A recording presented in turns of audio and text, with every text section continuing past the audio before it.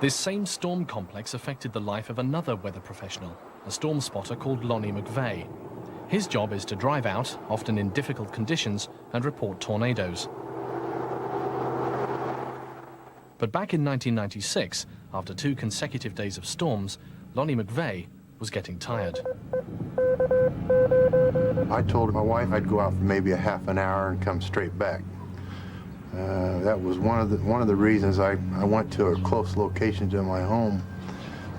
With binoculars, see a movement, a cloud. I could tell it was getting bigger. But then it dawned on me that it was actually not just getting bigger, that it was coming right at me. Tornado on the ground, west of 72, tornado on the ground. It was big. It was just big. Felt like a little mouse with a ferocious lion, you know, getting ready to pounce down on it. Listening to the CB radio with mounting concern was Lonnie's wife. You could hear the wind blowing, and he said it was coming towards him. Take cover, everybody in that area, please take cover now. Lonnie took shelter in a nearby house with the owner and her 2 boys, just before flying debris began to hammer the building. All of a sudden, like the windows just collapsed. Bits of glass went all around in the house. The house was completely lifted off of its foundation, all in one piece. It was just pulled straight up and thrown.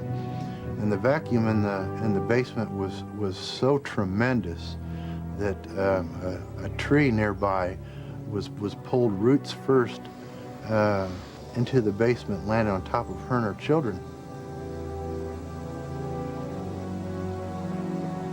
And the tree was blowing around like in a popcorn popper, and it was just looked like it was grinding them into the concrete basement floor, and they were still screaming their prayers out.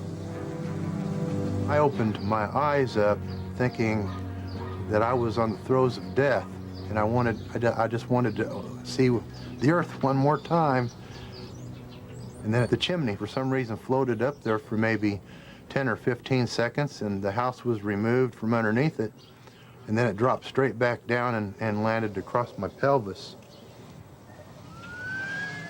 The woman and her 2 boys survived unhurt, but Lonnie suffered severe injuries and was rushed to hospital.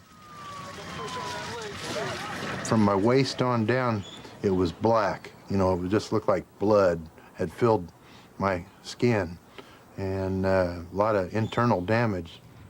3 years on, Lonnie is still receiving medical attention, a high price to pay for doing his job.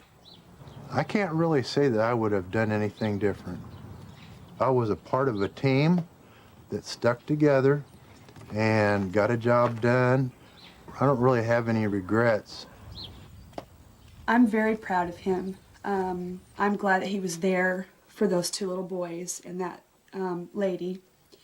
And because he makes us feel secure, so I know he made them feel secure. And I couldn't ask for a better husband.